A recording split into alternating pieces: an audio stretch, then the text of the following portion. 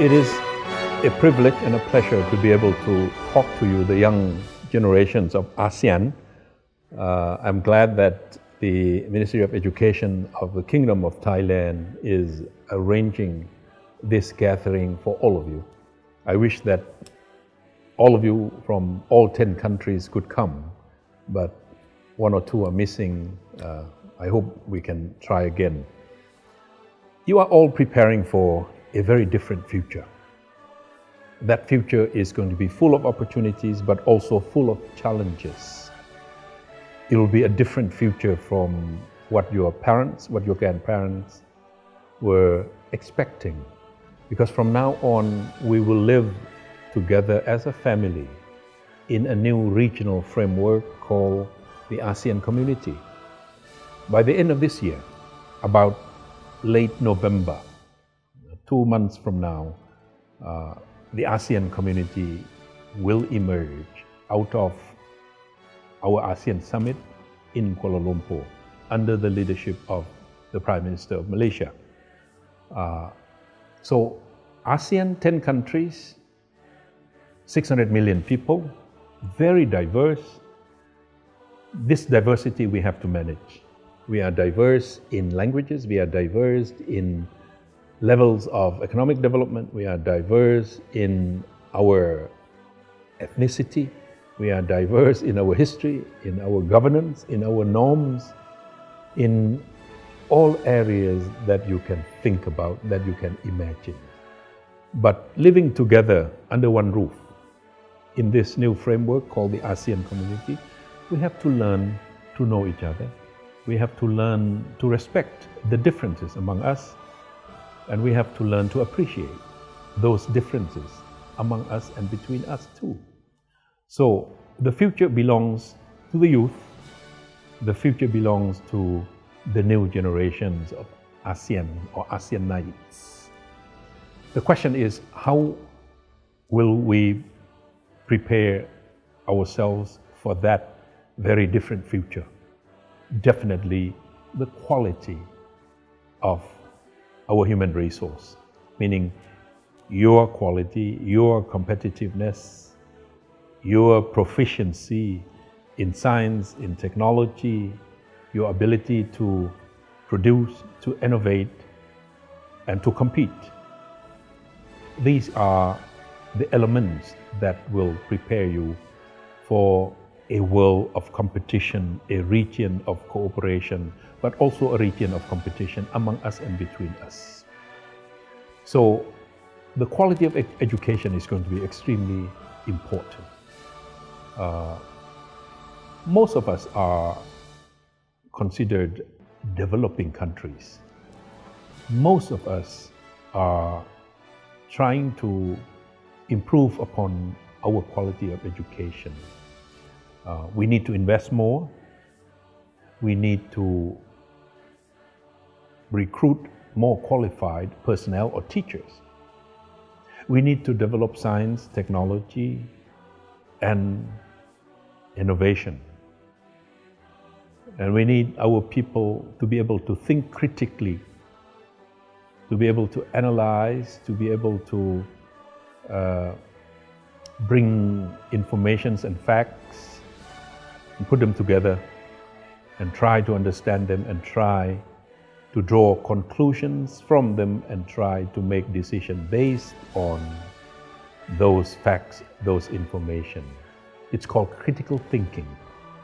It's called analytical thinking, which will be different from the past. In the past, we inform our people. We give facts and figures and names to our students. From now on, you will have to be prepared to think critically. Facts, figures, informations, you can find them in the palms of your hand, in your smartphones, in your laptops. But analytical thinking, the ability to think critically, to question and to answer those questions and to find solutions to those questions.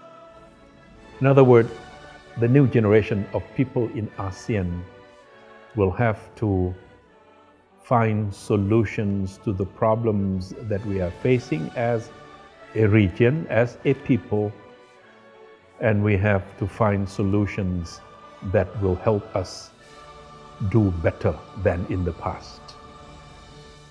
ASEAN is, as a region, ASEAN is science and technology and innovation deficit.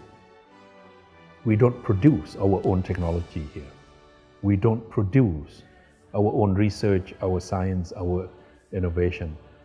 We depend on science, intellectual property, technology, innovation from outside. So investment that comes to ASEAN would only make use of the labor, cheap labor of ASEAN. The abundance of resources, natural resources of ASEAN. We do not make any contribution into the production line from science, from technology that are homegrown, that we produce. So what do we get? This is what would lead us to what economists around the world are saying. We are going to face what they call the middle income trap. Meaning we are not going to get any richer as a country, as a region, because we don't have our own technology, because we don't have our own science, because we don't have our own innovation. We bring all those things from outside and produce them here and export them to the rest of the world. So we get only the wage. We get only the cost of the labor. We don't get the high-priced intellectual property that would be part of those products. That's the challenge of ASEAN, to be caught in that middle income trap. And we will not be able to get out of it to become rich, but we will be middle income all into the future. So the quality of education will have to take this into consideration.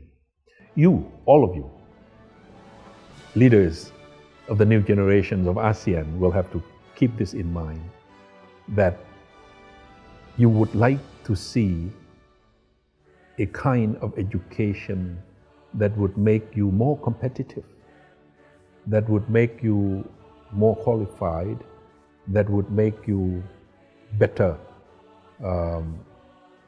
citizens of ASEAN, contributing, producing, productive, not borrowing everything from outside, produce them here and send them out. ASEAN has to be transformed. And it is waiting for you, because the older generations could only think about building this structure called ASEAN, this architecture called the ASEAN community. But to make it livable, to make it productive, to make it competitive, and to make it an enabling environment for us to compete with the rest of the world, you will have to move in. You will have to come in better prepared, with better education, and with a stronger determination to succeed on the landscape of ASEAN waiting for you.